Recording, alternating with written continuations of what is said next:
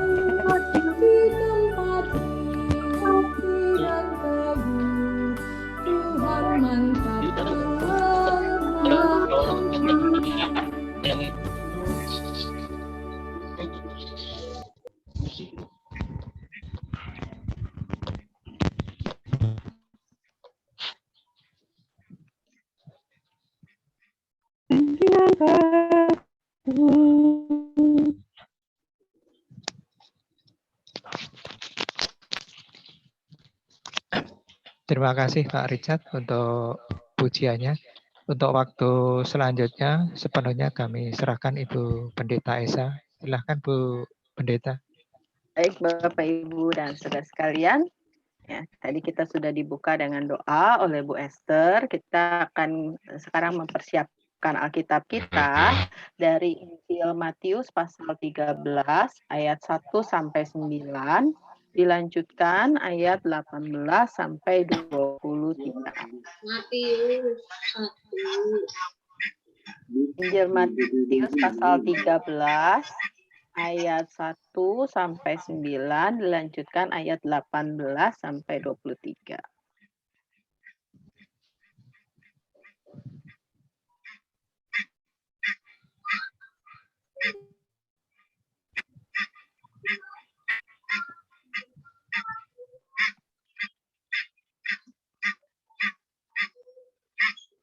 Baik, Bapak Ibu, saya akan membacakannya untuk kita semua. Injil Matius pasal 13 ayat 1 sampai 9 dilanjutkan ayat 18 sampai 23.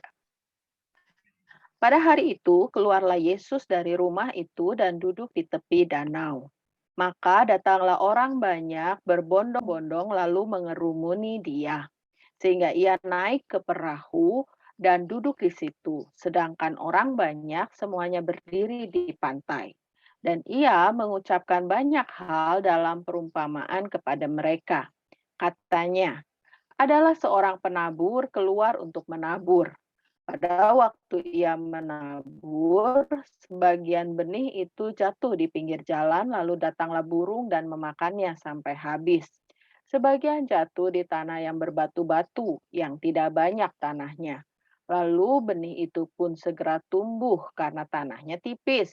Tetapi sesudah matahari terbit, lalulah ia dan menjadi kering karena tidak berakar.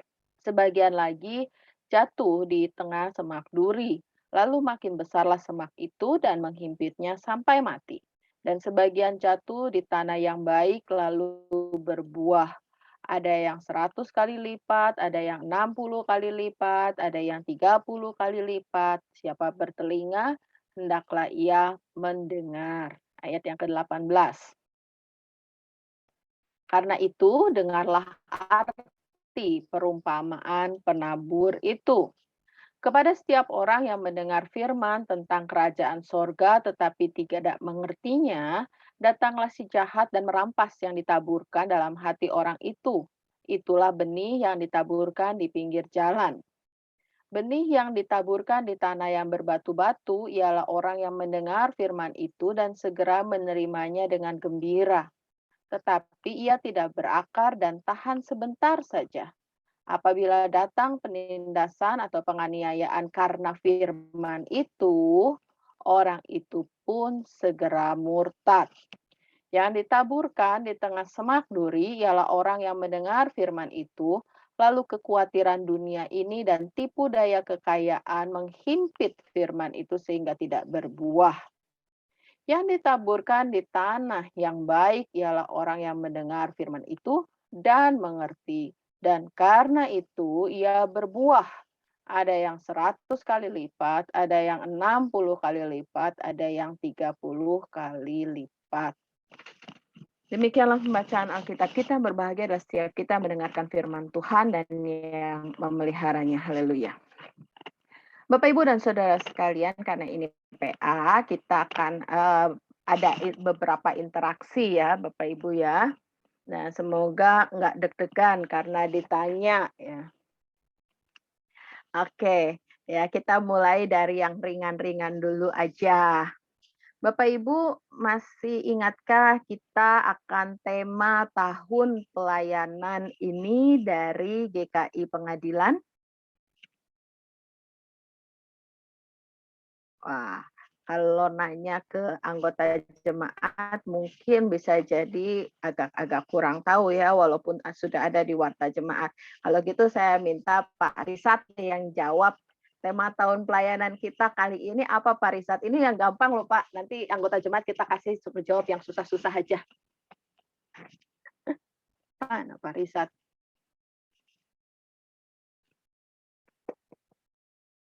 Pak Risat? Manakah? Ya Bu, ya. Nyari Sorry. dulu warta. Nyari dulu warta.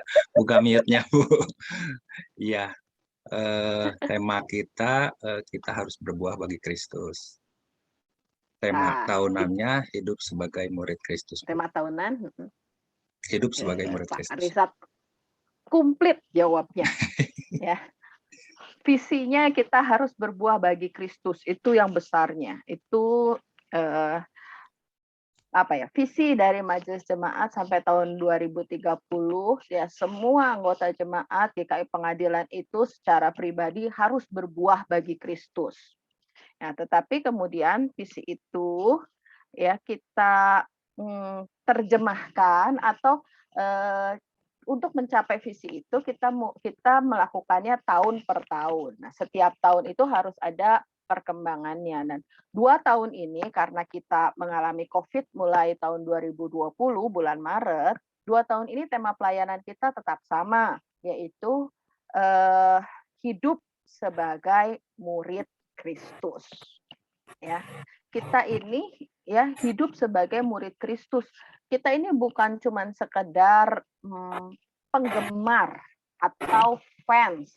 Ya, kalau fans kan misalnya ibu-ibu karena sekarang pandemi jadi ngefans sama drama Korea ya, sama artis-artis Korea gitu kan. Nah, itu ngefans. Ngefans itu ya pokoknya kita seneng ngeliatinnya, seneng ngikutinnya gitu ya. Tapi ya udah artis-artis kita ya, kita nggak hidup dengan cara artis itu kan, dengan cara hidup drama Korea enggak. Nah, itu fans. Kita bukan ngefans sama Kristus, bukan penggemar ya.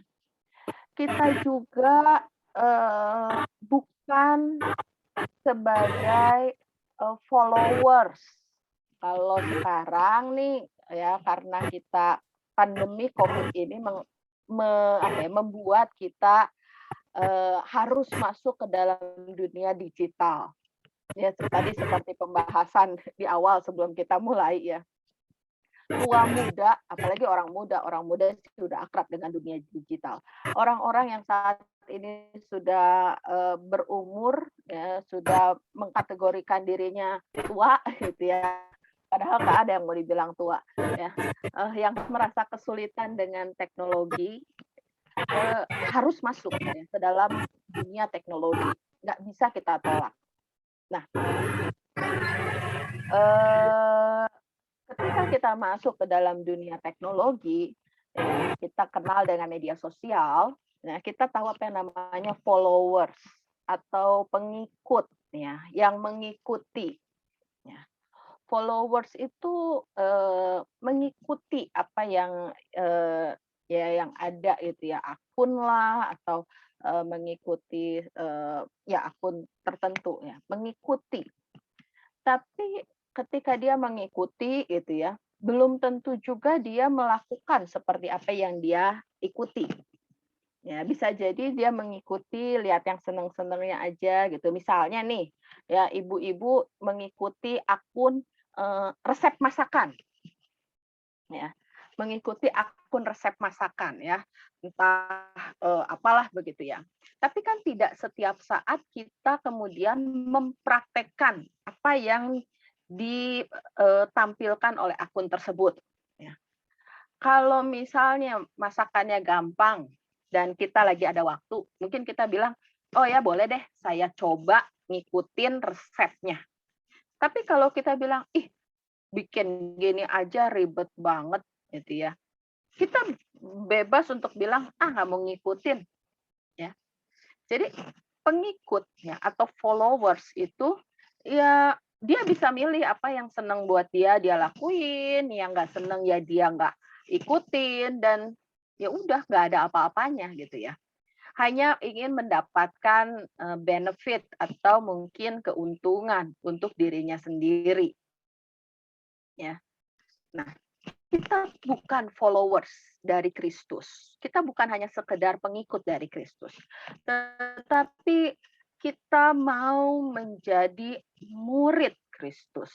Nah, pertanyaan saya nih yang silahkan dijawab sama Bapak Ibu. Kalau kita jadi murid Kristus itu, perlengkapan apa saja sih yang kita perlukan? Karena kita bukan fans, bukan penggemar, kita bukan followers, pengikut, tapi kita adalah murid. Nah, kalau jadi murid itu kita memerlukan apa ya sebagai perlengkapan kita? Silahkan, mungkin ada 2 orang dari Bapak Ibu yang mau menjawab.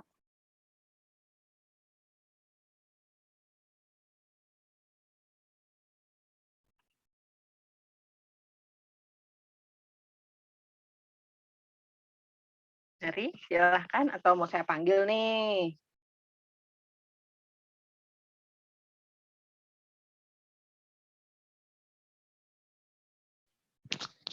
Mengikuti perintahnya. Mengikuti perintahnya. Oke. Baik, terima kasih Pak Ros. Ada lagi perlengkapan apa saja yang diperlukan sebagai seorang murid?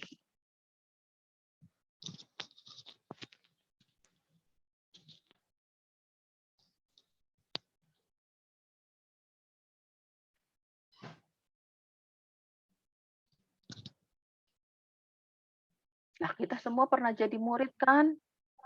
Coba diingat-ingat lagi yang udah kejauhan dari masa sekolahnya. Kumaha Mbak Retno udah buka mic nih kayaknya nih. Merendahkan hati untuk mau belajar. Merendahkan hati untuk mau belajar. Oke. Ya, merendahkan hati untuk mau belajar. Baik, tadi dari Pak Rus ya mengikuti perintahnya dari Mbak Retno merendahkan hati untuk mau belajar. Jadi yang kita perlukan sebetulnya kalau saya bilang ada dua hal. Ya, yang pertama sikap kita. Tadi ya mengikuti perintahnya. Ya kita mesti punya sikap kita mau ikut. Lalu memang perlu sebagai murid itu punya kerendahan hati untuk belajar. Ya supaya dia ya bisa menjadi lebih baik dari hari ke hari. Ya. Kalau merasa sudah tahu, ya kalau seorang murid merasa sudah tahu, pasti dia nggak akan dapat apa-apa. Bapak Ibu mau dengar nggak cerita kenakalan saya lagi sekolah minggu? Saya ini lagi sekolah minggu nakal loh. nakalnya begini. Saya setidaknya yang saya ingat saya 2 kali ditegur sama guru sekolah minggu saya. Waktu saya TK dan waktu saya kelas 5 SD. Nah, waktu TK ditegurnya adalah karena saya ngobrol sama anak pendeta. Ya, anak pendeta itu 1 tahun di bawah saya. Jadi saya ngobrol gitu ya banyak sama dia. Gurunya lagi cerita, saya ngobrol ke kakak sekolah minggunya cerita. Sampai dipanggil, Esa mau gantiin kakak cerita di depan. Ya. Nah itu saya nakal ya ngobrol terus. Ya. Sampai akhirnya saya menggantikan beliau cerita di depan ketika saya khotbah kembali ke gereja saya waktu itu. Ya, jadi omongannya sudah saya genapi. Tapi saya mau cerita kenakalan saya yang kedua ketika saya di sekitar kelas 5 SD. Saya punya kebiasaan sebetulnya. Hari Sabtu malam ya karena papa saya juga pernah tua, jadi buku materi sekolah minggu itu di rumah lengkap. Jadi saya biasanya Sabtu malam saya ambil buku persiapan sekolah minggu itu dan saya baca.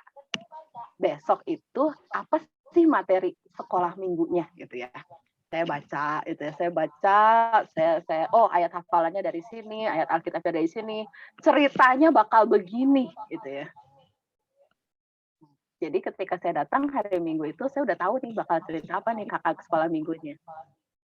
Ketika kakak sekolah minggunya cerita, saya punya cerita sendiri sama teman saya. Nah, itu saya nakal kan ya.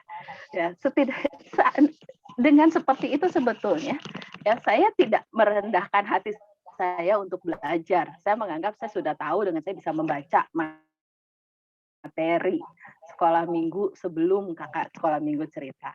Makanya sekarang saya nggak pernah kasih materi sekolah minggu ke anak saya. Jadi dia nggak usah dengerin dari saya, mending dia ikut sekolah minggu aja gitu ya. Untungnya dia nggak tahu sih mamahnya suka nakal kayak gini. Itu kenakalan saya. Jadi saya tidak bersikap sebagai seorang murid pada waktu itu karena saya merasa saya sudah tahu. Dan sebetulnya itu adalah sikap yang keliru karena bagaimanapun juga setiap pengajaran ketika diberikan ya itu selalu ada hal-hal yang baru, ada nilai-nilai yang baru yang bisa kita pelajari dari siapapun yang mengajarkannya. Itu saya baru memahaminya setelahnya tentu saja. Jadi itu berkaitan dengan sikap kita sebagai seorang murid. Mau tekun, mau rendah hati, mau terus berlatih di dalam mengikuti perintahnya. Itu adalah perlengkapan yang pertama. Sikap belajar. Tetapi kemudian ada perlengkapan yang berikutnya yang tidak boleh kita lupakan nih sebagai seorang murid. Ya, bahwa ya untuk bisa kita menjadi seorang murid kita perlu materi pembelajaran yang disiapkan oleh sang pengajar itu sendiri. Kalau kita udah punya sikap rendah hati, mau belajar, kita mau punya sikap tekun begitu ya, tapi kita nggak punya materi pembelajarannya, lah apa yang mau kita lakukan? Jadi hal yang terpenting sebagai perlengkapan kita adalah kita punya materi pembelajarannya yang diberikan oleh guru atau sang pengajar itu, lalu kita menyambutnya dengan sikap belajar. Sehingga kita bisa menghidupi nih identitas sebagai seorang murid. Ada materinya dan ada sikap kitanya. Nah, pertanyaannya adalah yang berikutnya nih Bapak Ibu, bagaimana sikap kita selama ini sebagai seorang murid Kristus? Apakah kita sudah tekun? Apakah kita sudah merendahkan hati kita, merendahkan diri kita? Ataukah banyak kesulitan yang kita temui itu kita bersikap sebagai murid Kristus, di mana materi pembelajaran itu sebetulnya tersedia dan selalu baru bagi kita ketika kita belajar dengan Tuhan, baik kita membacanya secara pribadi, baik kita mendengarkan renungan, mendengarkan khotbah, bersekutu bersama-sama dengan saudara seiman kita. Nah, sekarang ketika kita mau melihat kehidupan kita, bagaimana sih sikap kita selama ini sebagai seorang murid? Mungkin ada yang mau berbagi, 2 orang?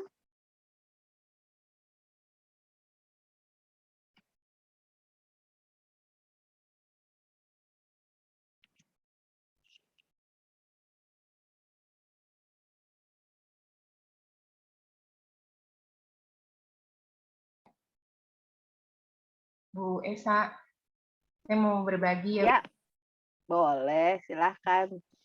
Sikap sebagai murid sehari-hari ya Bu.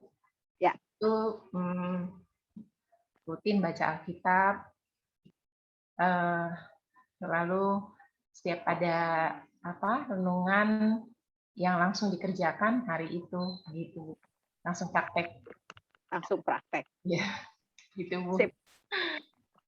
Terima kasih Bu. Jadi langsung harus dipraktekkan memang ya.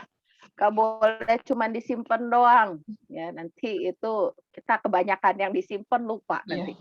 Kayak di kulkas penuh ya, penuh makanan lupa nantinya jadinya ya. Sip, makasih Bu. Ada lagi? Satu lagi yang mau berbagi? Bisa tambahkan Bu.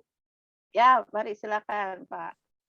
Sebagai seorang murid Kristus, kita harus selalu mengucap syukur, kita harus berdoa, dan kita harus selalu bersukacita. Demikian, Bu Pendeta. Terima kasih Pak. Bapak mengingat pesan persekutuan wilayah bulan lalu ya. Betul Bu. Wah, mantap nih. Ya. Mengucap syukur, ya, tetap berdoa, bersukacita. Ya, kalau nggak salah dibalik ya, bersukacita senantiasa, tetaplah berdoa, mengucap syukurlah dalam segala hal. Karena itulah yang dikehendaki Allah dalam Kristus Yesus bagi kamu. Nah, itu kan ayat firman Tuhan ya. Ketika kita persekutuan wilayah Juli. Itu sikap seorang murid. Nah, sikap seorang murid ya harusnya menjadi sikap kita selama ini ya, bahwa kita selalu bersyukur, bersukacita. Ya kenapa? Karena kalau kita belajar nggak pakai sukacita itu rasanya susah semua. Ya. Coba kita perhatikan kalau anak-anak kita, misalnya nih ya, yang paling umum anak-anak itu merasa kesulitan di matematika. Ya. Kalau udah sebel sama matematika, udah nggak suka sama matematika itu. Ya, jangankan disuruh ngerti, disuruh ngerjain tugasnya aja males-malesan, ya. Udah langsung nggak nyenengin aja, itu tidak menyenangkan. Tapi kalau kita punya sikap bersukacita untuk kita menyambut setiap pembelajaran, walaupun mungkin ada kesulitan, pasti kita akan mengerjakan tugasnya, mencoba ya, setidaknya mencoba mengerjakan, setidaknya mencoba untuk bertanya. Nah, itulah memang yang diperlukan ya, punya sukacita. Ya, lalu kita mesti tetap berdoa tentu saja untuk menolong kita bagaimana kita menjadi seorang murid yang setia ya. Dengan doa yaitu menopang kita untuk kita bisa menjadi murid yang setia dan mengucap syukur karena segala sesuatu adalah proses. Ya, proses kehidupan. Jangan pernah membandingkan kita dengan orang lain, Bapak Ibu Saudara. Ya, nanti kita lihat kenapa kita nggak boleh bandingkan kita dengan orang lain. Ya, kita nggak boleh membandingkan. Oh dia sih udah murid yang hebat deh. Wah dia sih begini begitu, saya jauh gitu dan terus sebagainya. Kita nggak boleh membandingkan itu karena setiap kita unik dan berharga. Nah, bisa proses bagaimana kita menerima materi pembelajaran kita dari Tuhan ya di dalam firman-Nya itu. Nah, itu yang akan kita pelajari pada PA kita hari ini di dalam Injil Matius pasal 13 ayat 1 sampai 9 dan penjelasannya itu ada di ayat 18 sampai 23. Nah, ini disebut dengan kata perumpamaan. Ya, umpama atau penggambaran. Penggambaran dari kehidupan sehari-hari ya yang dikenal oleh orang-orang pada saat itu. Jadi kalau Bapak Ibu secara umum nih membaca perumpamaan-perumpamaan di dalam kitab Injil, lalu kemudian kita merasa apa sih ini ya kita nggak ngerti. Tetapi pada waktu Tuhan Yesus mengajarkan ini kepada orang banyak, ini adalah hal-hal sederhana dan sehari-hari untuk mereka. Jadi mereka sebetulnya dapat mengerti atau merasakan langsung ya apa sih yang sedang Tuhan Yesus katakan. Dan pada saat ini ketika Tuhan Yesus ingin mengajar tentang ya bagaimana sikap sebagai seorang murid begitu. Nah, Tuhan Yesus mengajar melalui perumpamaan tentang penabur. Itu orang yang menaburkan benih. Benih ini adalah materi pembelajaran atau benih ini adalah firman Tuhan. Ya, yang harus kita pelajari dan harus kita lakukan. Tadi ya sudah dikatakan, ya setiap kita terima renungan itu harus segera kita kerjakan. Ya, kita lakukan. Nah, Tuhan Yesus mengatakan bagaimana menyikapi materi pembelajaran itu dengan perumpamaan dari seorang penabur. Jadi katakan penabur itu keluar dan menaburkan benih. Nah, pada waktu dulu orang menaburkan benih itu, menurut yang saya baca ya ada dua caranya. Yang pertama adalah bahwa dia taruh benih itu di kantung dan kemudian dia ambil dengan tangan terus dia sebarkan. Jadi bukan kayak kita menanam padi ya, kalau kita pernah lihat orang menanam padi di pedesaan kan selobang gitu ya, dia jalan mundur begitu. Kalau di sana tidak, jadi ditabur begitu saja, ditabur, benih itu ditabur. Nah kalau ditabur itu ya itu bisa jatuh kemana-mana gitu ya. Dan apalagi ya mungkin seperti kita sih, jadi lahan lalu ada tempat jalan orang di tengah-tengahnya begitu ya, dan itu yang disebut dengan jalan, dan itu jalan yang keras sebetulnya. Jadi lahan ada jalannya. Jadi kalau ditabur ya bisa terbang kemana-mana. Atau cara yang kedua adalah cara orang malas. Ya, penabur yang malas. Penabur yang malas itu apa? Jadi benih itu dia taruh di keledai, terus kantongnya dilobangin. Keledainya disuruh jalan. Nah, jadi sembari si keledai itu jalan, benih yang ada di kantong itu kan dia akan jatuh gitu ya, pluk pluk pluk pluk pluk gitu. Nah, itu. Jadi ketika Tuhan Yesus mengatakan seorang penabur, ya, dia menaburkan benih, lalu ada benih yang jatuh di pinggir jalan, ya, yaitu di jalan itu di antara lahan, itu ya. Lalu jatuh di tanah yang berbatu-batu, lalu jatuh di semak duri, ya. Orang akan bisa langsung nyambung dengan apa yang Tuhan Yesus bilang karena itu keseharian mereka. Kalau mereka tabur begitu, ya bisa saja ada yang jatuh di mana-mana tempat. Nah, tapi apa yang Tuhan Yesus mau katakan ya? Bahwa ya benih itu adalah benih yang baik, yaitu benih firman.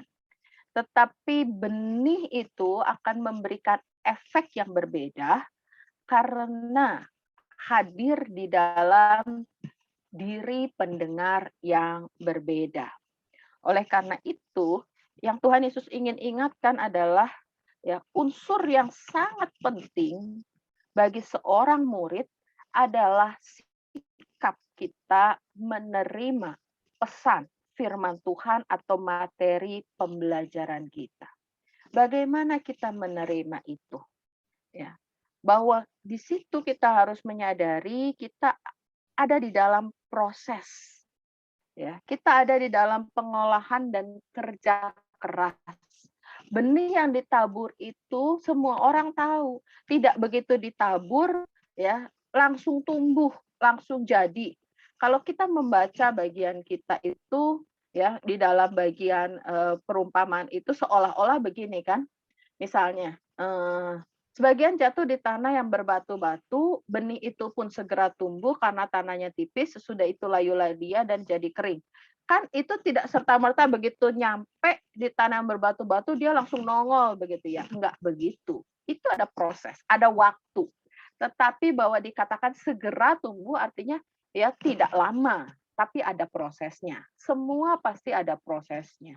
Nah justru bagaimana kita menyikapi proses dan pengolahan itu mengolah ya itulah yang menjadi penting ya sebagai bagian dari kita menerima benih yang baik yaitu pesan firman Tuhan untuk menjadikan hidup kita makin serupa dengan Kristus karena kita adalah murid-muridnya. Oleh karena itu ya yang pertama yang harus kita periksa di dalam kehidupan kita adalah yang pertama nih, kita ini mau atau tidak ya untuk belajar. Itu harus dikembalikan kepada diri kita masing-masing. Saya ini mau atau tidak ya untuk belajar.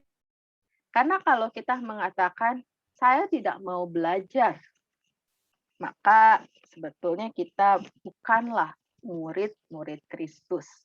Kita turun tuh ya statusnya. Kita ini mungkin cuma pengikut Kristus yang memilih-milih. Kalau menyenangkan buat saya ikut. Kalau tidak menyenangkan, saya nggak mau kerjakan. Ya, kalau kita mengatakan saya tidak mau belajar, ya kita bisa mengecek dengan yaitu tadi memilih-milih itu tadi tandanya pikiran kita tertutup. Ya, ketika ada mungkin nasihat firman Tuhan yang keras untuk kita, ya nasihat firman Tuhan yang tajam untuk kita, lalu kita merasa kok Tuhan jahat sih sama saya ngomongnya. Nah, itu berarti kita adalah orang-orang yang tidak mau belajar. Kita mendengar firman Tuhan, tapi tidak pernah mendengarkan. Contohnya Bapak Ibu, ya kalau kita di rumah nih, apakah ada ibu yang pernah kesal ketika kita udah ngomong sama anak kita tapi nggak ditanggepin? Ya, kita udah ngomong nih, nah ini begini. Ya kita udah ngomong, terus nggak ditanggepin itu begini, dia cuma jawab, ya udah nggak iya, nggak enggak. Doang gitu ya. Nah, itu mendengar, tapi dia tidak mendengarkan. Artinya dia tahu nih, emak saya lagi ngomong nih ya, si mama nih lagi ngomong nih, mama nih, ya. Tapi ya udah, suaranya aja. Pesennya apa, gitu ya, nasihatnya apa, lewat semua. Cuma tahu aja orang tuanya lagi ngomong. Nah, itu mendengar, tetapi tidak mendengarkan. Dan biasanya kalau sudah seperti itu kan ya, apalagi yang ngomongnya adalah mama-mama, ya habis itu kan tensinya naik ya. Denger apa enggak? Gitu ya. Jawab yang benar gitu kan. Ya biasalah naik tensinya. Kenapa? Karena kita ingin anak kita itu lebih dari sekedar mendengar, tetapi mereka mendengarkan pesan kita atau apa yang sedang kita ingin sampaikan. Nah, orang yang tidak mau belajar firman Tuhan, bukan berarti dia bukan orang Kristen. Enggak. Dia menyandang identitas sebagai orang Kristen. Dia mungkin mengikuti ibadah. Dia mungkin ya membaca renungan, tetapi hanya berhenti sampai pada saya udah baca renungan. Saya udah mendengar khotbah. Tetapi bagaimananya atau apanya yang harus dilakukan? Ya udah, yang penting saya tahu pesannya baik. Saya tahu isinya baik. Tetapi mungkin bukan untuk saya pada saat ini. Nah, itu orang yang tidak mau belajar. Hatinya tertutup, pikirannya tertutup karena merasa bahwa ya dia lebih mengerti dirinya ketimbang Tuhan mengiringnya. Jadi kemudian pesan Tuhan itu dipilih-pilih sama dia, mana yang oke, mana yang tidak oke menurut dia. Itu yang dikatakan benih itu jatuh di pinggir jalan. Datanglah burung dan memakannya sampai habis. Habis itu nggak ada apa-apa. Hidupnya nggak berubah. Sikapnya nggak berubah. Pengenalannya akan firman Tuhan itu tidak berubah. Nah, ini yang harus diwaspadai. Pengecekan yang pertama. Pengecekan yang kedua yang harus kita cek. Ketika kita mengatakan, enggak, saya ini mau sih belajar. Mari kita melangkah, kita mengecek diri kita yang kedua. Ya, Bapak Ibu pernah minum soda? Ya, air soda, saya nggak mau nyebut merek, nanti saya dikira promosi lagi ya. Soda. Ya, biasanya kalau mungkin sekarang kan karena PPKM ya, kita mungkin kalau ada kesempatan tertentu kita order makanan online. Ya, kalau beli dari fast food begitu, atau ya kita suka jemputnya junk food, ya biasanya plus minuman soda itu ya. Tapi kalau order online itu sampai rumah minuman soda itu nggak pernah enak ya, karena udah mah ditempatin di gelas kertas begitu gitu ya, sudah nggak dingin karena mungkin jauh ordernya gitu ya, terus begitu diminum ya udah nggak ada sensasinya, ketimbang mungkin kita punya minuman soda dalam kaleng, kita masukkan ke kulkas, hari panas kita keluarkan, kita buka, kita minum. Apa yang kita rasakan? Wah, seger. Pus, ya, nyes gitu ya, seger ya. Kalau mau pakai bahasa mudanya mungkin brain fresh. Ya, brain fresh itu jadi ya udah otaknya beku gitu ya karena saking dingin dan manis. Nah, itulah soda. Ketika baru dibuka dia segar, dia luar biasa, mungkin kita ada spasinya. Kalau udah lama ya biasa aja, nggak ada bedanya sama air manis, air gula, karena gulanya itu sangat tinggi. Nah,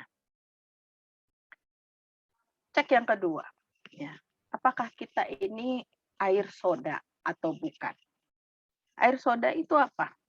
Air soda itu dia mendengarkan firman Tuhan. Artinya bahwa ketika dia menerima firman itu, ya dia baca firman Tuhan, dia mendengarkan khotbah, dia dapat sensasinya. Wah, iya nih. Firman ini bagus banget nih.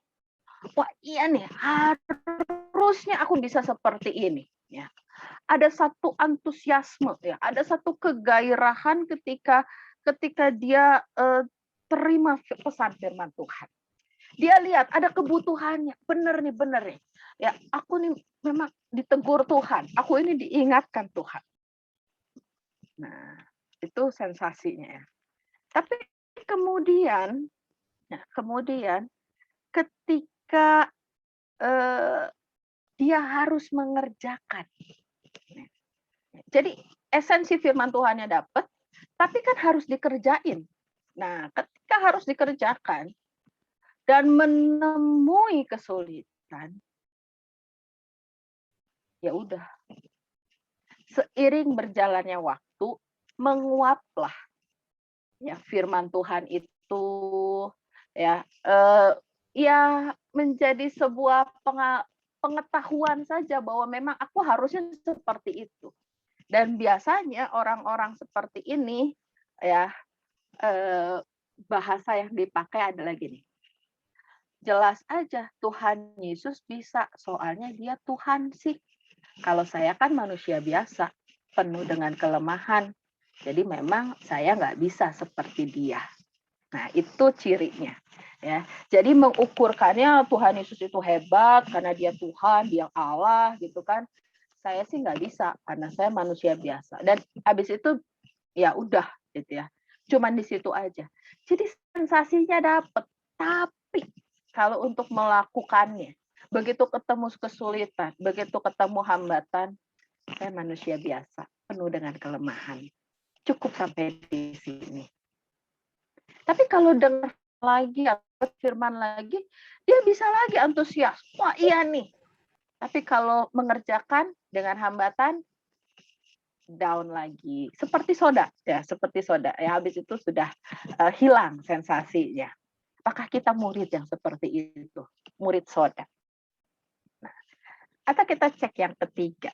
Ya, yang soda ini seperti yang tadi. Jatuh di tanah yang berbatu-batu. Tidak banyak tanahnya, ya tumbuh karena tanahnya tipis. Tapi kemudian layu, ya karena tidak berakar. Ya, bertumbuh tapi kemudian layu. Nah, ya yang berikutnya mari kita cek. Ya, yang berikutnya adalah ya kalau boleh dikatakan ya yang berikutnya ini yang mesti kita cek apakah kita merasa hidup kita ini penuh dengan hambatan. Jadi yang kita komplain kepada Tuhan, itu kita sampaikan di dalam doa-doa kita kepada Tuhan adalah hambatan-hambatan. Isi doa kita itu ya semua keluh kesah sama Tuhan. Yang inilah tidak menyenangkan, yang inilah ya tidak mendukung dan lain sebagainya. Nah, kalau itu berarti kita masuk ke yang ketiga ya bahwa kita seperti ya tanah yang ada ditumbuhi semak-semak duri. Ketika benih firman itu ditaburkan di situ ya, benih firman itu bertumbuh. Tetapi terhimpit oleh semak-semak duri itu. Jadi yang berikutnya yang kita periksa adalah bahwa ketika doa-doa kita penuh dengan keluh kesah dan komplain kepada Tuhan, ya berarti sebetulnya sikap kita sebagai seorang murid adalah memandang segala sesuatu itu sukar. Dan kita tahu tadi saya sudah membuka di awal kalau anak-anak kita memandang pelajaran itu sukar, ya jangankan minta mereka untuk mengerti, ya tetapi ya minta mereka untuk melakukan saja tugasnya itu akan setengah mati kita mintakan begitu. Nah oleh karena itu kita mesti cek apakah kita adalah tanah yang penuh dengan semak duri sehingga yang kita rasakan bukannya satu kekuatan dari firman Tuhan tetapi kita merasakan kesukaran-kesukaran hidup. Bapak Ibu Saudara ketika Tuhan memberikan firman pada kita ketika Tuhan memberikan perintahnya ke kita. Tidak ada satu hal pun yang dimaksudkan untuk menekan kehidupan kita. Yang tidak ada satu hal pun ketika Tuhan berikan firman itu yang ia taruhkan dalam kita adalah untuk membuat hidup kita susah. Oh, enggak pernah Bapak Ibu Saudara. Enggak ada seperti itu. Jadi kalau kita lihat bagaimana Tuhan secara formal memberikan perintah kepada umat Israel pada waktu itu di padang gurun ketika mereka keluar dari Mesir itu kan mulai secara formal ya dengan 10 perintah itu ya dengan banyaknya kata larangan kan itu ya jangan ada padamu Allah lain di hadapanku, jangan membuat bagimu patung ya, banyak sekali kata larangan di situ. Tuhan tidak pernah mau menyusahkan hidup dari umat Israel. Tetapi kenapa Tuhan beri itu? Ya, supaya itu menjadi pagar yang justru melindungi umat dari ya, hidup yang di luar kasih Tuhan. Itu menjadi pagar di mana mereka dapat merasakan kasih Tuhan, merasakan pimpinan Tuhan dengan begitu luar biasa. Bukan untuk sekedar jadinya susah nih ya. Jadi orang Kristen, ya, mungkin kalau dalam konteks, jadi orang Kristen itu susah berkembangnya karena dibatasin firman Tuhan. Orang sekitar saya korupsi, saya nggak boleh korupsi sama Tuhan. Ya, kalau anak sekolah gitu ya, sekitarnya nyontek, saya kan nggak boleh nyontek sama Tuhan. Ya, wah, jadi terbatas nih. Justru itu pikiran yang keliru. Firman Tuhan itu bukan untuk membatasi kita melakukan segala hal, tetapi firman Tuhan itu, perintah Tuhan itu untuk membebaskan kita. Sehingga kita dapat hidup dengan benar, kita dapat hidup dengan jujur, kita dapat hidup dengan baik. Nah, kalau kita masih merasa begitu ya bahwa perintah-perintah Tuhan itu sukar begitu ya, nah itu kita mesti cek. Jangan-jangan kita ini hidup dengan penuh semak-semak duri. Masih banyak kekecewaan kita, masih banyak kekhawatiran kita, ya, yang kita rasakan kalau saya ikut firman Tuhan, nanti saya akan begini dan begitu, mendapatkan kesulitan dan lain sebagainya. Firman Tuhan adalah yang membebaskan kita. Coba kalau dari kita belajar dari bangsa Israel ya, dari sejak awal. Kalau mereka taat firman Tuhan, Tuhan sudah katakan taat itu membawa berkat. Taat itu membawa hidup. Ya. Jadi terimalah firman itu dengan sukacita tadi ya, dikatakan sikap murid Kristus tadi kan, bersukacita. Terimalah firman itu dengan sukacita. Jangan melihat itu sebagai satu kesukaran atau satu penghalang yang diberikan Tuhan sehingga membatasi kita terhadap segala sesuatu. Justru itu membuat kita merasa bebas melakukan yang benar. Dan kita tahu bahwa di luar itu tidak benar. Ya, itu ya yang ketiga yang mesti kita cek. Apakah kita merasa sukar atau justru kita merasa sukacita? Yang keempat, ya, ketika kita menjadi seorang murid, dikatakan di situ adalah tanah ya yang baik, lalu berbuah 100 kali lipat, 60 kali lipat, 30 kali lipat. Nah, inilah sikap di mana seorang murid menerima firman Tuhan, menerima materi pembelajarannya dengan penuh sukacita, dan bersedia. Tanah yang baik itu ya tidak sekali jadi. Tanah yang baik itu adalah tanah yang dirawat, diolah, dikerjakan terus-menerus. Ya. Tanah yang harus terus-menerus dibersihkan dari segala kekotoran, dari segala hal yang bisa mengganggu pertumbuhan. Nah, ini yang harusnya menjadi bagian kita. Ketika kita menyiapkan diri sebagai tanah yang baik, hidup yang terbuka, hidup yang selalu mau berproses, dan juga yang menerima firman itu dengan sukacita. Kita nggak usah membandingkan diri kita dengan orang lain. Seperti yang Tuhan Yesus sudah katakan. Ya, kelak lahan itu berbuah 100 kali lipat, 60 kali lipat, 30 kali lipat. Tuhan tidak pernah mengukur kita dari berapa hasil yang kita berikan kepada Tuhan. Tetapi Tuhan melihat bagaimana kesediaan kita mau berproses, mau bergumul, mau tetap terus bersukacita dengan segala perintahnya dan mengerjakannya dengan baik. Itu yang Tuhan lihat. Jadi ketika kita berbuah 30, ketika itu memang sesuatu yang maksimal dari diri kita, mengerjakan segala karunia yang Tuhan percayakan, maka Tuhan akan menyambut itu. Ya. Siapapun kita diberi kepercayaan dan kemampuan untuk kita bisa berbuah. Tinggal bagaimana kita menekuni kehidupan kita sebagai seorang murid. Nah, Bapak Ibu, ya dari penjelasan kita tadi ya, dari apa yang mesti kita periksa di dalam hidup kita, mau belajar atau tidak, sodakah kita, sukar-sukarkah kita, sampai penuh sukacitakah kita. Nah, kira-kira nih kita ada di lahan yang mana nih? Saya berharap kita ada di lahan yang keempat tentu saja, yang menerima segala sesuatu dengan sukacita.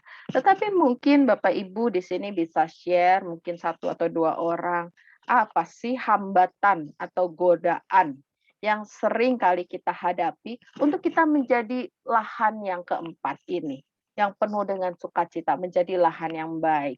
Kira-kira ada yang mau berbagi dari Bapak Ibu?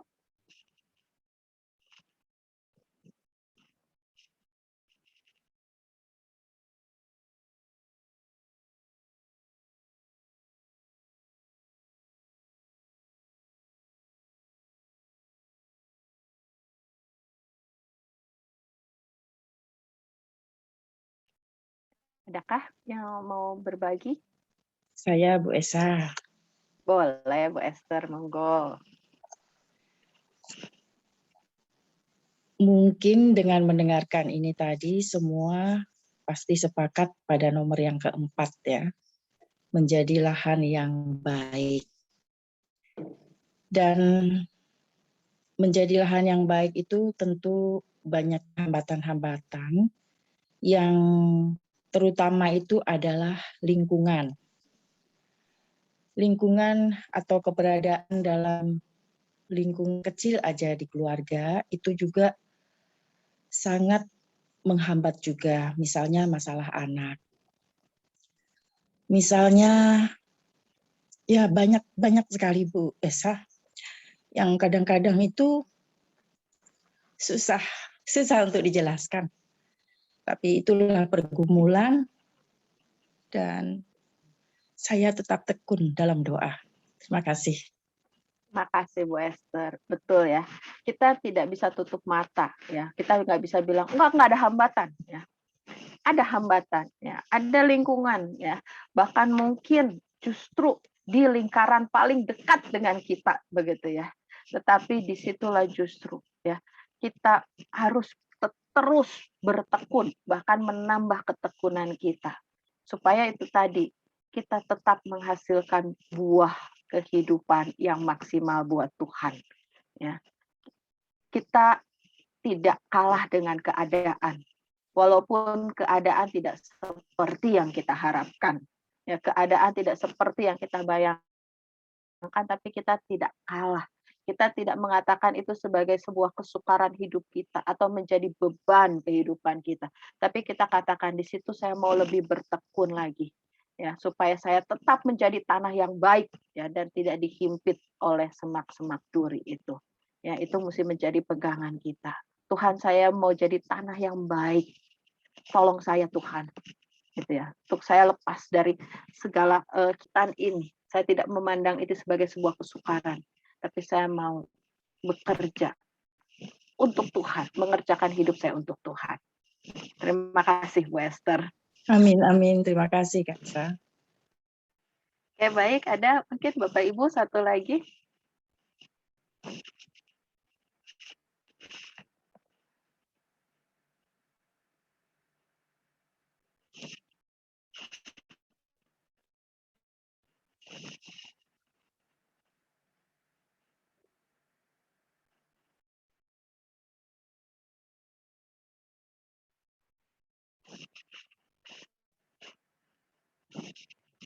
Yang jadi hambatan atau godaan kita.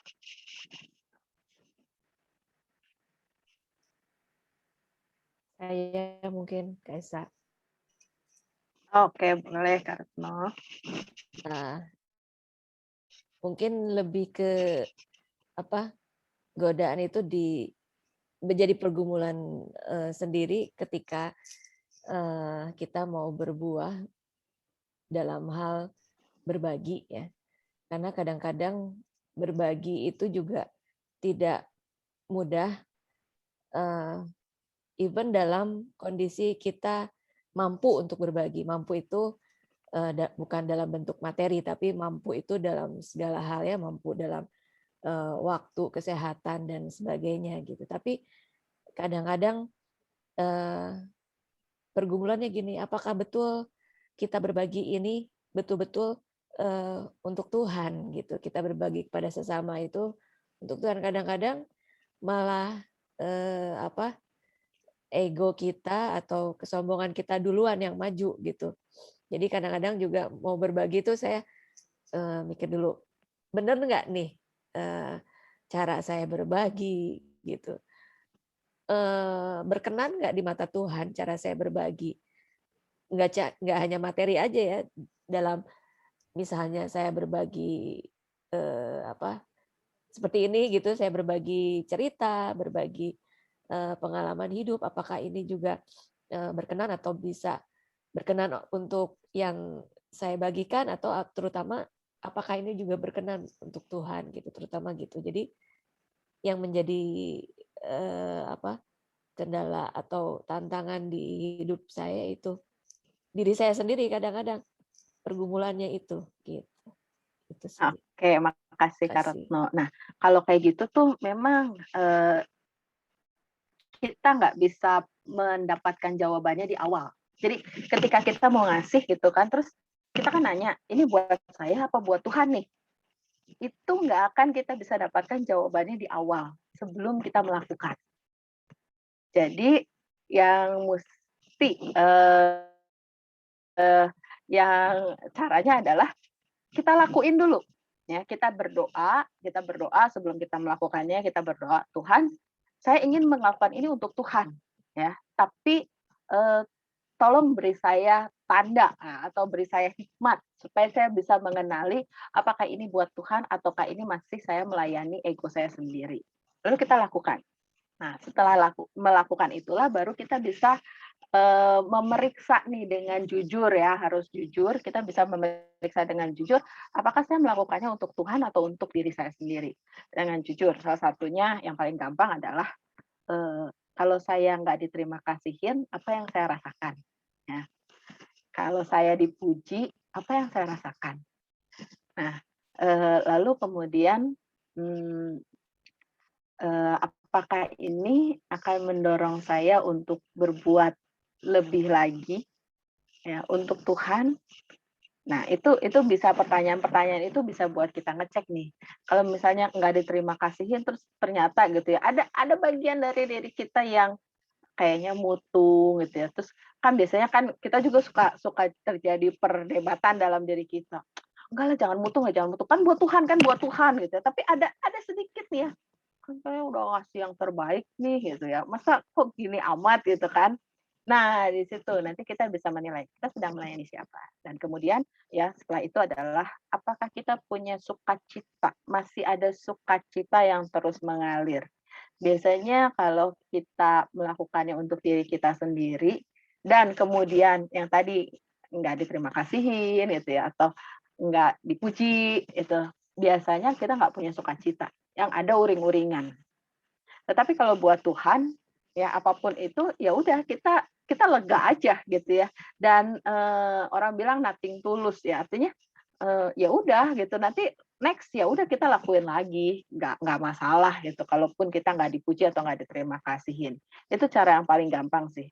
Ya, lalu yang berikutnya adalah apakah kita punya damai sejahtera ketika kita melakukannya? Ya, kita punya damai sejahtera. Jadi damai sejahtera itu seperti sebuah energi, kalau buat saya sih ya, energi untuk kita terus melakukan sesuatu yang baik. Ya. Jadi kalau kita memiliki damai sejahtera itu, maka saya sih percaya bahwa Tuhan tahu bahwa kita sedang melakukannya untuk Dia, sehingga Dia memampukan kita untuk melakukan lebih lagi. Ya, tapi kalau ternyata kita nggak punya damai sejahtera, ya artinya ya tadi kita banyak mempertimbangkan, nanti lingkungan begini, ini begini, itu begitu, ya berarti kita memang ya mungkin kita masih sebagian besar sedang melayani ego kita. Jadi memang itulah tadi sikap seorang murid yang mau terus berlatih dan belajar, ya karena itu ujian buat kita sebetulnya. Ya nggak ada murid disebut murid kalau nggak pernah ujian gitu kan, nggak pernah latihan, nggak mungkin dia jadi seorang murid. Nah inilah latihan kehidupan buat kita, dan yang harus terus menerus kita cek ya posisi kita di mana, ya tanah yang seperti apa kita itu ya, ataupun kita sudah jadi tanah yang baik, apakah tanah kita tetap terawat kebaikannya ya, ataukah sesaat saja dan kita kemudian lost dan membiarkan ada semak-semak duri tumbuh di tanah yang baik kita. Nah, ini yang memang harus terus-menerus kita kerjakan. Begitu Kak Retno. Baik Bapak Ibu sekalian, nah di dalam PA ini kita belajar bahwa setiap kita menjadi murid ya tidak pernah mudah, tetapi kita selalu dimampukan untuk melakukannya. Oleh karena itu, mari kita kenali diri kita dan kita kenali hambatan-hambatan di dalam kehidupan kita. Bukan untuk melihat segala sesuatunya sebagai hal yang sukar, ya, tetapi justru untuk memacu kita mempersembahkan hidup yang terbaik buat Tuhan. Ya. Kita berfokus untuk berbuah secara maksimal. Seberapapun buah itu, ya, kita menunjukkannya untuk kemuliaan Tuhan. Karena kita mau menjadi murid yang baik di hadapan Tuhan. Murid yang dengan setia belajar dan mau semakin serupa dengan Kristus. Tuhan memberkati kita semua. Amin. Baik Bapak Ibu, jika ada yang mau bertanya pada saat ini, saya persilahkan.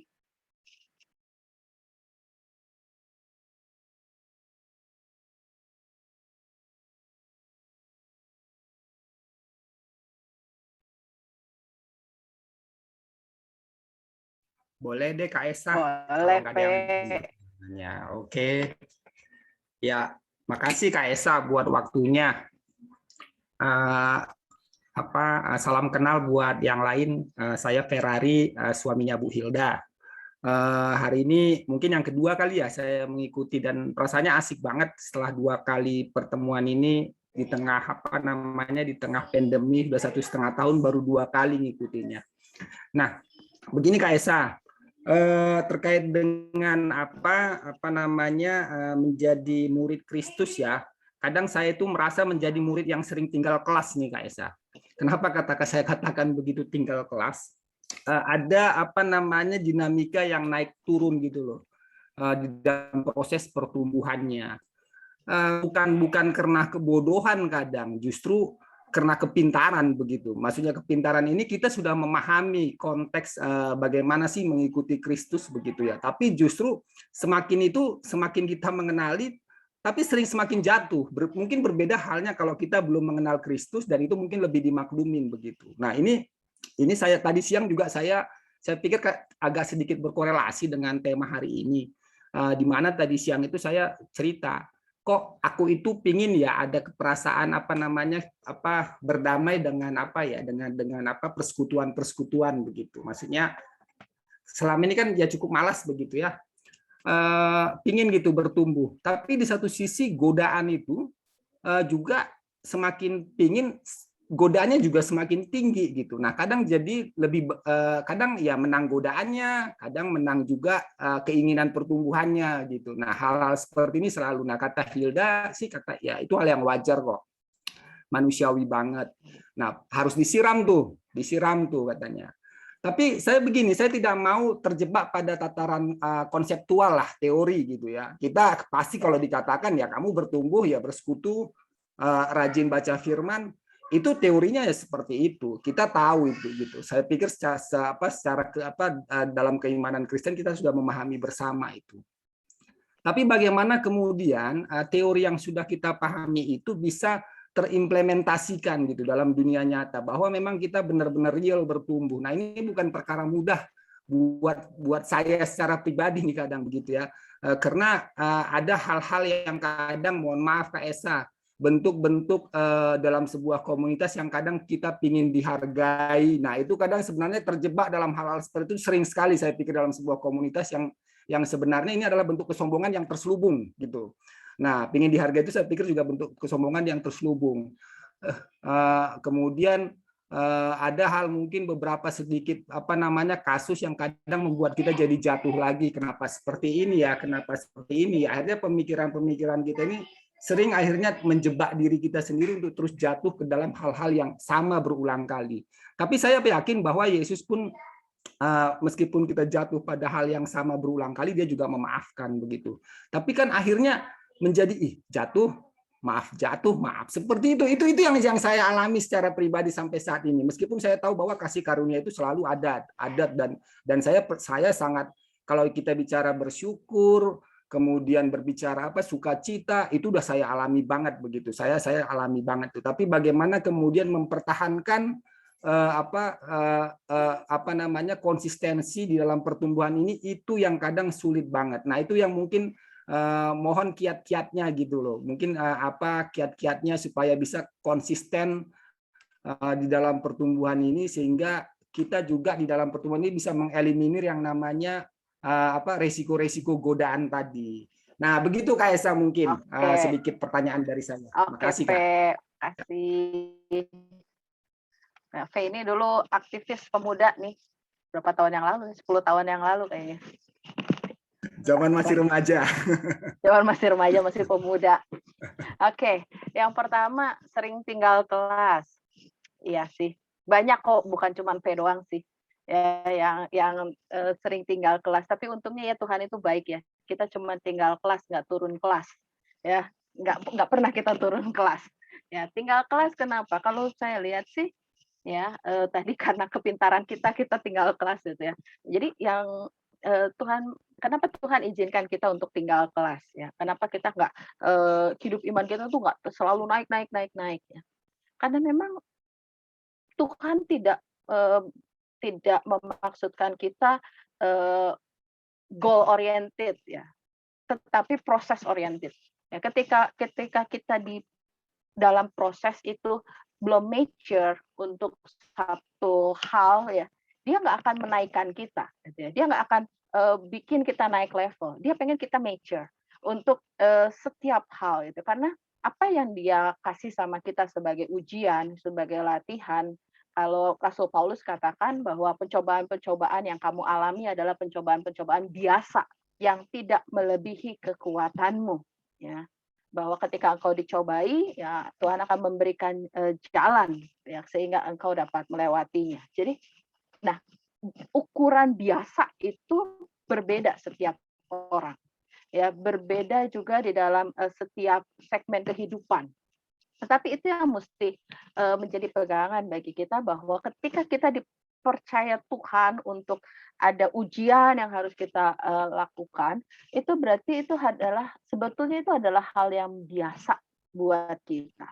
Dan Tuhan sediakan jalan. Nah, persoalannya adalah ketika kita memproses ini ya sebagai satu hal yang akan membuat kita naik level, ketika kita tidak memproses dengan benar begitu, ya Tuhan nggak akan loloskan itu. Tuhan mau kita berproses sesuai dengan ya yang Dia inginkan. Ya. Artinya bahwa perubahan-perubahan yang terjadi dalam hidup kita harus menjadi perubahan yang holistik, bukan cuma sekedar sikap kita berubah, sikap fisik kita berubah, tetapi misalnya pemikiran kita atau perasaan kita masih ya mengandung hal-hal yang mungkin ya belum mature, ya Tuhan nggak akan naikkan kita. Tuhan akan bikin kita stay di situ supaya semua itu kemudian berubah menjadi baik. Jadi kalau saya memandang ketika kita merasa kok hidup saya stuck ya, hidup iman saya kok stagnan seolah-olah, berarti sebetulnya yang mesti kita koreksi, sikap saya udah berubah belum sih? Pikiran saya udah berubah belum? Pemahaman saya tentang Tuhan sudah berubah belum? Begitu. Nah, ini yang mesti kita gumuli. Jadi nggak apa-apa untuk tinggal kelas di dalam Tuhan, tetapi kita tetap berproses itu. Lalu kemudian kiat-kiatnya apa nih supaya kita bisa menghadapi segala hambatan tadi, segala godaan deh ya godaan kita untuk kita bisa bertumbuh. Ya, kiat-kiatnya yang pasti adalah satu, kita punya niat dulu ya. Tadi niatnya udah ada tapi hambatannya lebih gede. Oke, butuh apa lagi? Ya, setelah itu butuh kesungguhan, kita tanya sama diri kita. Kenapa gue mesti punya niat seperti ini sih? Ya. Dan itu yang mesti kita benahi sebetulnya, apa motivasi kita ya untuk berubah itu. Motivasinya apa nih? Ya, apakah karena kita udah umur segini kok kayaknya jauh dari Tuhan gitu ya, atau mungkin pandemi COVID ini membuat kita berdebar-debar gitu ya, karena apa ini jadi giliran saya nanti itu kan. Jadi saya kok kayaknya belum berubah. Nah, motivasinya mesti dicek. Kalau motivasi kita nggak kuat sih, kebanyakan kita jatuh di dalam godaan. Ya, artinya biasanya kita agak lebih lemah, ya, lebih lebih pakai banyak alasan buat diri kita, excuse buat diri kita, iyalah gue masih begini, masih begitu. Jadi kita mesti betulin dulu motivasinya. Apa motivasi yang sesungguhnya dari diri kita? Ya, itu mesti kita cek. Lalu kemudian untuk mengatasi godaan itu, ya kalau sekarang berkaitannya apa? Misalnya waktu, berarti scheduling kita yang mesti kita beresin. Ya bahwa saya menyiapkan waktu saya di situ.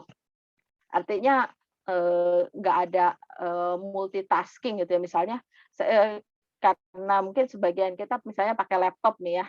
Jadi ya udah yang sebelah sini Zoom, yang sebelah sini kita lagi ngerjain deadline tugas kita gitu ya. Jadi ya udah pokoknya saya ngedengerin deh tapi sambil ngerjain tugas. Nah, itu berarti kita tidak menyiapkan waktu gitu kan. Tapi kita memang misalnya kalau scheduling ya kerjaan mesti beres. Mesti beres dulu gangguan atau mungkin juga urusan anak-anak. Nah, apa nih yang mesti diberesin dulu? Beresin dulu sehingga memang betul-betul kita tidak membuat excuse bagi diri kita soal ya kesungguhan kita ya. Memang ini yang mau saya dedikasiin buat Tuhan. Jadi itu yang memang mesti kita beresin. Kadang memang tuntut sekarang ini multitasking ya. Jadi dengan banyaknya tuntutan gitu kan, gue mesti ngerjain ini, mesti ngerjain itu dan lain sebagainya. Itu priority buat Tuhan mesti disiapin. Nah, jadi terus ketika melakukannya, nah pasti nih kalau melakukannya ada up and down ya. Kadang-kadang kadang-kadang kita ngerasa susah, kadang kita ngerasa apa sih artinya? Ya, mungkin mempertanyakan itu. Ini kok ngikutin ini apa sih artinya? Nah, untuk itu yang perlu kita lakukan adalah memang kita harus membuka diri kita sebelum kita melakukan segala sesuatu, kita memang minta hikmat Tuhan yang bekerja buat kita. Sehingga tadi kita bukan cuma mendengar, tetapi kita mendengarkan. Dan juga ya lagi-lagi walaupun mungkin ini terdengar klise ya, tetapi memang kita harus memulainya di dalam iman. Agustinus, Bapak Gereja, ya yang sangat terkenal karena dia sangat pandai begitu ya. Agustinus bilang begini, aku percaya untuk bisa mengerti. Jadi segala sesuatu itu dimulai dengan iman dulu, ya. Bahwa firman Tuhan yang kita terima itu bukan pertama-tama diterima oleh logika kita, tetapi diterima dulu dengan iman kita. Jadi mulailah dengan iman. Aku percaya untuk bisa mengerti. Membuka diri untuk menyerahkan diri kita pada Tuhan, membuka diri untuk mengatakan bahwa Tuhan perlengkapi aku, Tuhan ubahkan aku, Tuhan jadikan aku menjadi lebih indah di hadapan-Mu. Itu beriman dulu. Lalu kita akan dimampukan untuk mengerti apa sih yang sedang dikerjakan atau apa sih yang jadi maksud Tuhan. Dan yang berikutnya, Agustinus mengatakan, aku mengerti itu untuk aku percaya.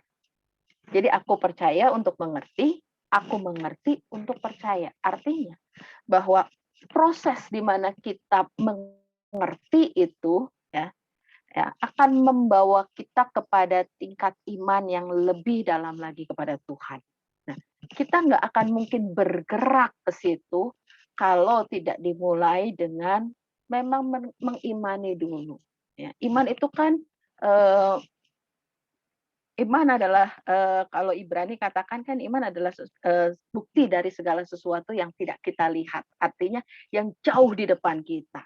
Nah, justru itulah di dalam keterbatasan kita mulai dengan kita mengimani dulu. Sehingga saya percaya semuanya bakal Tuhan bukakan buat kita. Mungkin itu dulu V yang bisa aku jawab. Oke, ada lagi yang mungkin mau bertanya, Bapak Ibu?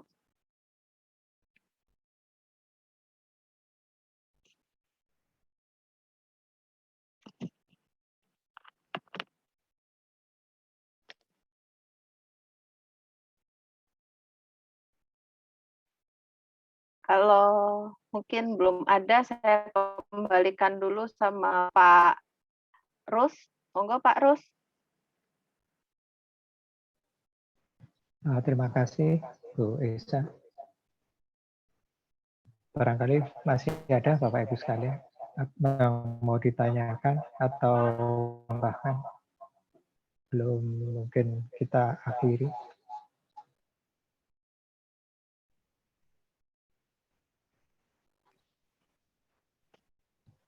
Kalau tidak ada, mungkin dapat kami simpulkan untuk pemahaman Alkitab pada sore hari ini. Mau atau tidakkah kita belajar? Mau atau tidakkah kita mau mendengar? Maukah atau tidakkah kita untuk melakukan apa yang telah kita pelajari? Nah, ini mudah-mudahan apa yang sudah dipaparkan oleh Bu Pendeta Esa bisa kita jalankan apapun sesuai dengan kemampuan kita masing-masing. Untuk mengakhiri, mohon Bu Pendeta untuk bisa menutup dalam doa syafaat seperti yang list yang sudah saya WA kemarin, Bu Esa. Ya, perlu Pak, saya dulu list. Yang pertama untuk keluarga Bapak Franklin yang masih isoma. Sudah. Lalu yang kedua. Sudah negatif Pak, puji Tuhan. Wah, puji Tuhan. Oh sudah ya. Ya. Terima Pak ya. Terima kasih Pak doanya Pak. Oke Pak. Berarti untuk hari ini yang masih isoma untuk keluarga Pak Bambang Bu. Lalu yang kedua kesehatan untuk jemaat wilayah 1. Mungkin itu Bu Pendeta yang bisa didoakan syafaat pada sore hari. Oh ini Pak Sadarma, anak Anabel. Oh iya gimana Pak? Kenapa anak Anabel Pak? Dalam masa pemulihan Bu, sakit. Oke, bisa ditambahkan. Baik. Ya. Masih ada lagi yang perlu ditambahkan untuk doa syafaat.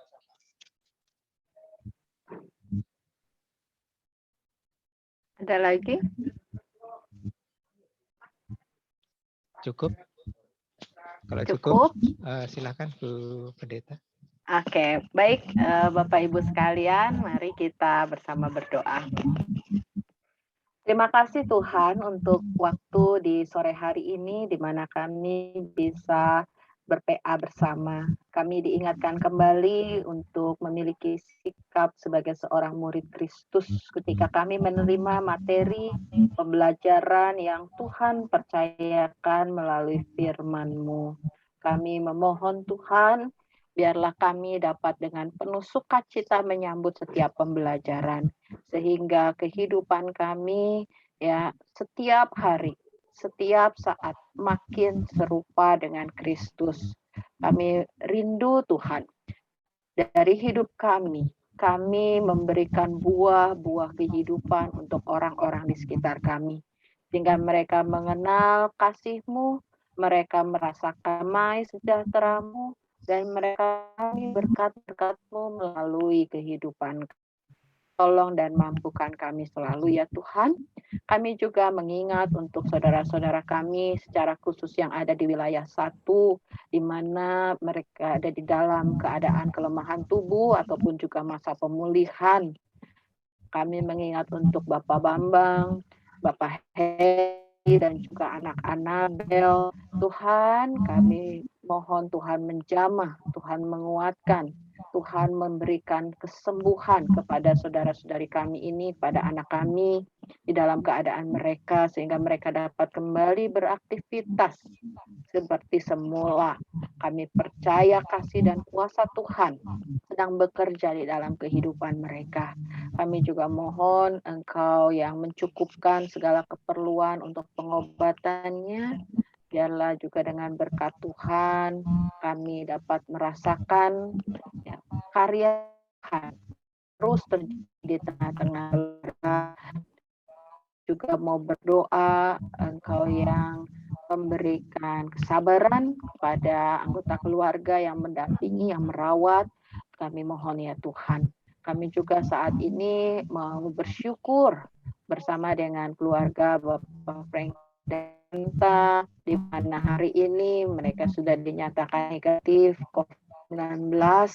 Kami percaya Tuhan yang akan terus meneguhkan kesehatan mereka, Tuhan yang akan menolong dan memimpin di dalam hari-hari ke depan, di dalam pemulihan yang semakin sempurna. Kami juga mau berdoa untuk kehidupan setiap kami secara khusus sebagai bagian dari wilayah 1. Kami mohon berkat Tuhan di dalam hidup setiap rumah tangga. Biarlah ada damai sejahtera Tuhan, ada kasih Tuhan yang senantiasa melingkupi kami. Sehingga kami bisa saling terbuka satu dengan yang lain sebagai keluarga. Kami bisa saling mengasihi dan saling mengampuni. Kami yakin Tuhan, Engkau hadir di tengah-tengah keluarga kami masing-masing. Engkau berkarya. Kami mohon Tuhan, biarlah keluarga kami mencerminkan kasih Tuhan selalu. Kami juga memohon Tuhan memberikan kesehatan, kekuatan tubuh yang baik bagi setiap kami. Dalam masa pandemi Tuhan, kami mohon biarlah juga dengan kemurahan Tuhan kami dapat memiliki kekuatan kesehatan tubuh dan juga kami dapat beraktivitas dengan baik. Kami menyerahkan hidup kami Tuhan di dalam kuasa-Mu, jadilah pada kami seturut dengan rancangan-Mu, sesuai dengan kehendak-Mu. Kami siap Tuhan untuk mengerjakannya. Kami menyerahkan doa kami ini hanya di dalam nama Kristus, Tuhan dan Juru Selamat kami. Amin.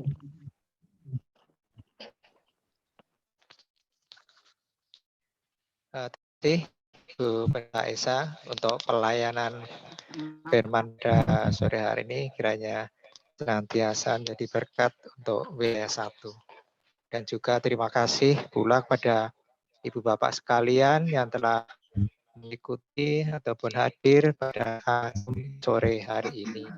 Sampai bertemu kembali untuk tanggal 28 Agustus, Persekutuan Wilayah 1 pada jam yang sama pada hari Sabtu. Terima kasih, selamat sore Ibu Bapak sekalian. Foto dulu Pak. Oh iya, foto dulu ya. Open cam semuanya. Bang Dani, Bang Deto. Nah, tuh ada Kak Widya tuh.